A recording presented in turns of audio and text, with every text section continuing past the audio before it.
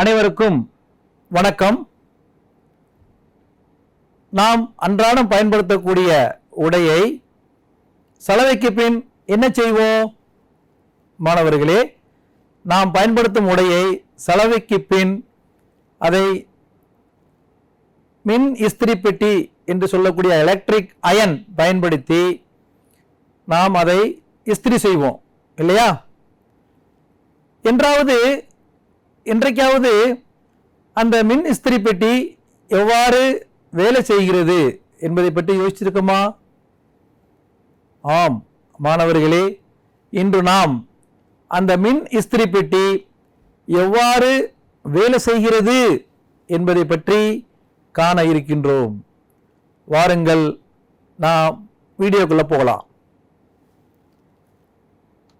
இந்த மின் இஸ்திரி பெட்டி எலக்ட்ரிக் அயன் என்று சொல்லக்கூடிய அந்த டிவைஸை, அந்த கருவியை நீங்கள் திறந்து பார்த்தீர்களானால் அந்த இஸ்திரி பெட்டிக்குள்ள 3 முக்கிய பாகங்கள் இருக்கும்.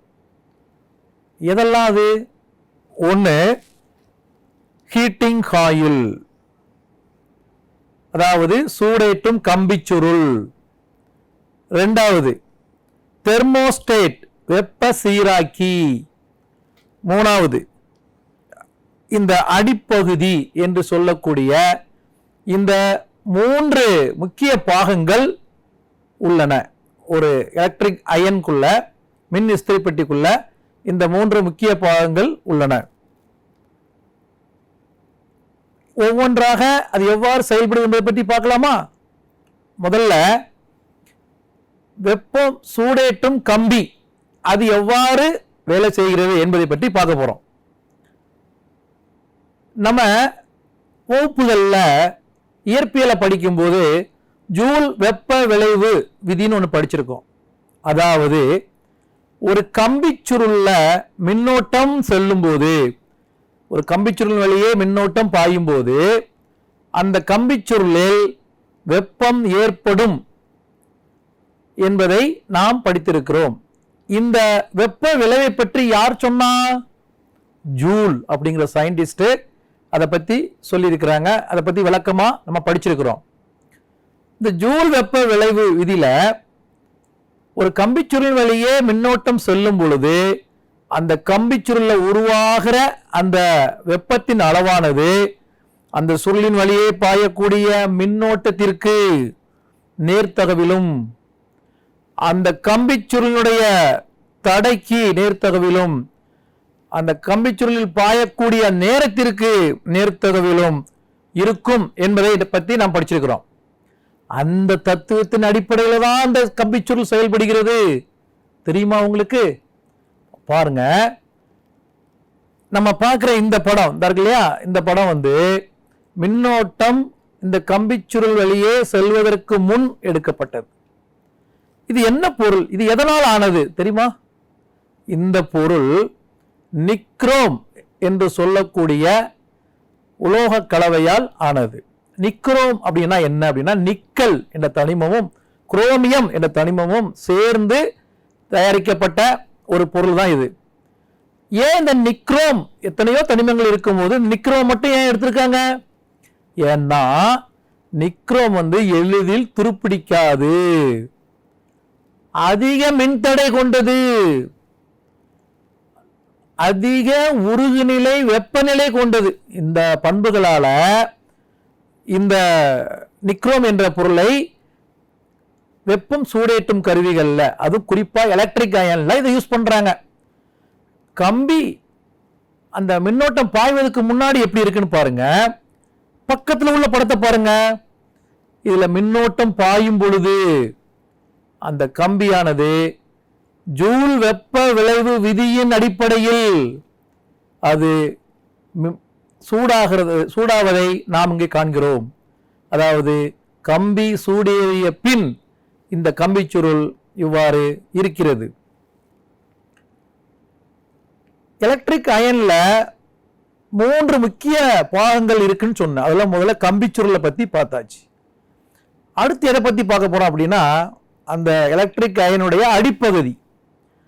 இந்த எலக்ட்ரிக் அயனுடைய அடிப்பகுதியில் என்ன இருக்கு, அதாவது மின் இஸ்திரி அதனுடைய அடிப்பகுதியில் என்ன இருக்கு அப்படின்னா ஒரு அலுமினியம் அல்லது ஸ்டெயின்லெஸ் ஸ்டீல். இந்த அடிப்பகுதியானது கொஞ்சம் பளபளப்பாக வைக்கப்பட்டிருக்கிறது. இந்த அடிப்பகுதிக்கு எவ்வாறு வெப்பம் கிடைக்கிறது? இதுதான் இந்த அடிப்பகுதி. இதுக்கு வெப்பம் எவ்வாறு கிடைக்கிறது? எப்பொழுது அந்த நிக்ரோம் வெப்பத்தை பெறுகிறதோ, வெப்ப கடத்தல் மூலம், கண்டக்ஷன் ப்ராசஸ். நமக்கு தெரியும் வெப்பம் 3 வகையில் கடத்தப்படுகிறது: கண்டக்ஷன், கன்வெக்ஷன், ரேடியேஷன். வெப்ப கடத்தல், வெப்பச்சலனம், கதிர்வீசல். இந்த 3 தத்துவத்துல வெப்ப கடத்தல் மூலம், அதாவது பருப்பொருள் இடம்பெயர்வு இல்லாமல் ஆற்றல் மட்டுமே மாற்றப்படுகிறது. இங்கு கம்பிச்சுருள்ல உருவான அந்த வெப்பம், அந்த கம்பிச்சுருளானது அடிப்பகுதியோடு இணைந்திருப்பதால் அங்கு உருவான வெப்பம் இந்த அடிப்பகுதிக்கு கடத்தப்படுகிறது. ஓகே, இப்போ வெப்பம் கடத்தப்பட்டாச்சு. தொடர்ந்து வெப்பம் வந்துகிட்டே இருந்தா அந்த அடிப்பகுதி நல்லா சூடேறிடும்.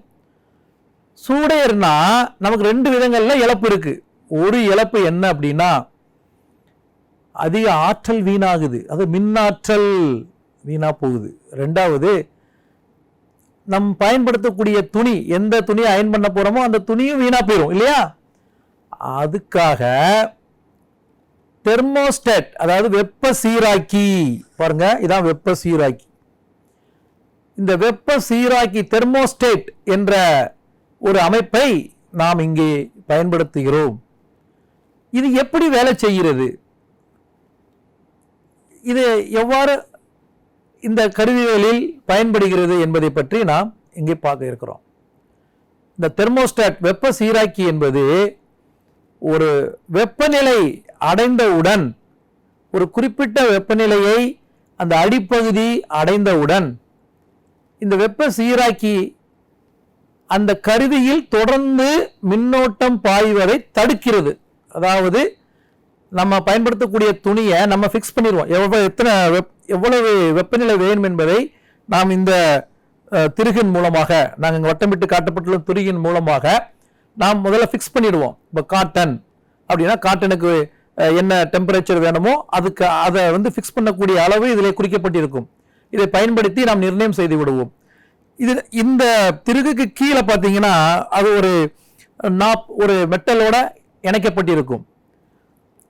இந்த நாப் இது இந்த அமைப்பானது ஒரு மின் கடத்தா அல்லது வெப்பம் கடத்தா ஒரு பிளாஸ்டிக் பொருளால் ஆன ஒரு சின்ன குச்சி போன்ற ஒரு அமைப்போடு கீழ்ப்பகுதி இரு உலோகப்பட்டை, அதாவது பை மெட்டாலிக் ஸ்ட்ரிப் என்று சொல்லக்கூடிய ஒரு அமைப்புல அது கனெக்ட் பண்ணியிருப்பாங்க. இந்த பை மெட்டாலிக் ஸ்ட்ரிப்னா என்னன்னு பாருங்க.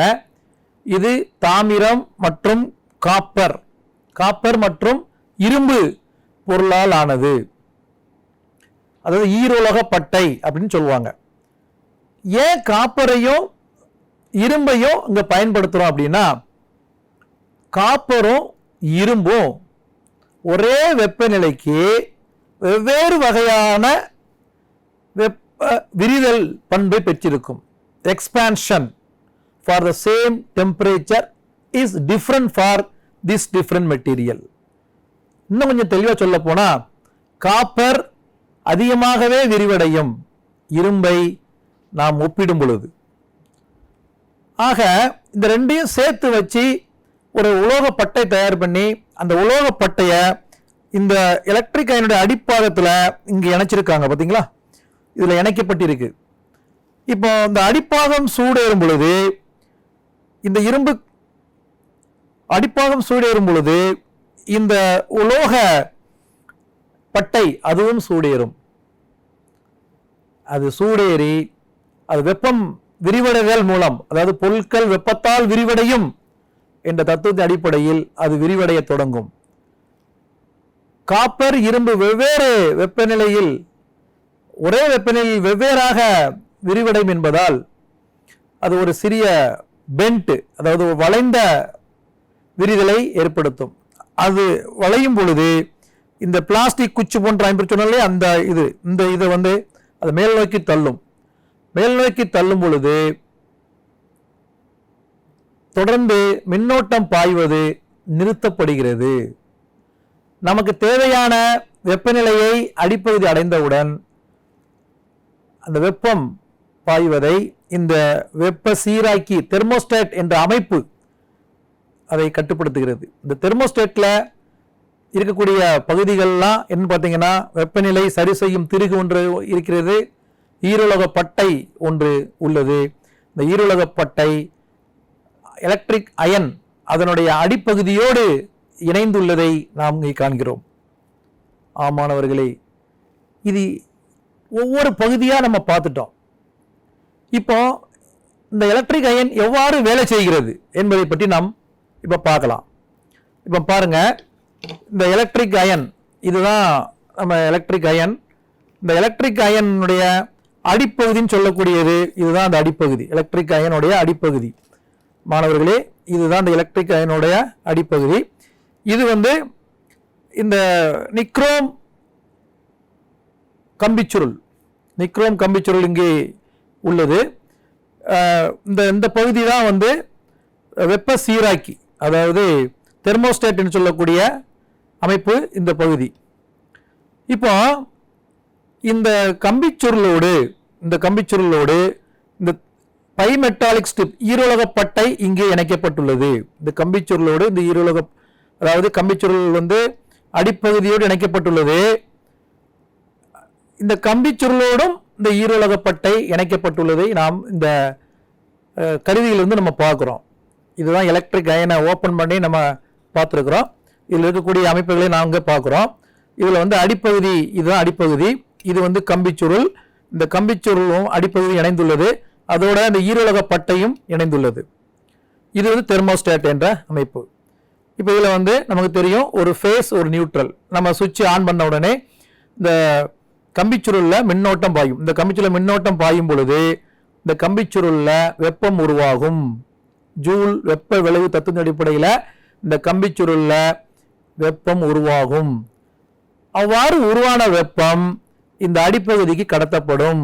அதே சமயத்தில் இந்த பைமெட்டால் ஈருலக பட்டைக்கும் இது கடத்தப்படுகிறது. ஈருலக பட்டை வெப்பத்தால் விரிவடைந்து இங்கே இருக்கின்ற அந்த பிளாஸ்டிக்காலான பொருளை மேல் நோக்கி தள்ளும். இந்த பொருளானது இங்கே இணைக்கப்பட்டுள்ள இந்த வெப்பநிலை சீராக்கி, அதாவது நம்ம எந்த டிசைடு டெம்பரேச்சர் எது நம்ம டிசைட் பண்ணி வச்சிருக்கிறோமோ அது தகுந்தாற் போல இதை ஆன் செய்யவும் ஆஃப் செய்யவும் முடியும். இவ்வாறு ஒரு எலக்ட்ரிக் அயன் எவ்வாறு வேலை செய்கிறது என்பதை பற்றி நாம் இப்பொழுது பார்த்தோம் அல்லவா? ஆமானவர்களே, ஒரு எலக்ட்ரிக் அயன் எவ்வாறு அன்றாட வாழ்க்கையில் நமக்கு பயன்படுகிறது என்பதை பற்றி நாம் இதுவரை கண்டுள்ளோம். இது இந்த ஜூல் வெப்ப விளைவு தத்துவத்தின் அடிப்படையில் பயன்படக்கூடிய வேறு சில கருவிகளை பற்றி நம்ம இப்போ பார்க்க போகிறோம். பல்பில் வந்து டங்ஸ்டன் இலை மின்னிலை உள்ளது. அதன் வழியாக மின்னோட்டம் பாயும் பொழுது அங்கே வெப்பம் உருவாகிறது. அந்த வெப்ப ஆற்றல் ஒளி ஆற்றலாக மாற்றப்படுகிறது. நம்ம எல்லாருமே குளித்து முடித்தவுடன் அந்த முடியை உலர்த்துவதற்காக முடி உலர்த்தியை பயன்படுத்துகிறோம். அந்த முடி உலர்த்தியில் வெப்பம் காயில் ஒன்று உள்ளது. அந்த காயில் ஜூல் வெப்ப விளைவின் காரணமாக சூடேற்றப்பட்டு அங்கே ஒரு ஃபேன் ரொட்டேட் ஆகும்போது அந்த வெப்பமானது வெளியிலே கடத்தப்பட்டு நம்மளுடைய முடி எளிதாக உலர்த்தப்படுகிறது. அதுபோல எலக்ட்ரிக் ஹீட்டர், நம்ம வெந்நி போடுறோம் இல்லையா, குளிர்காலங்களில் நம்ம குளிப்பதற்காக வெந்நி போடுறோம். அந்த வெந்நி போடுறதுக்காக நம்ம எலக்ட்ரிக் ஹீட்டர் பயன்படுத்துகிறோம். அதுவும் ஜூல் வெப்ப அழுத்தத்தின் அடிப்படையில் செயல்படுகிறது.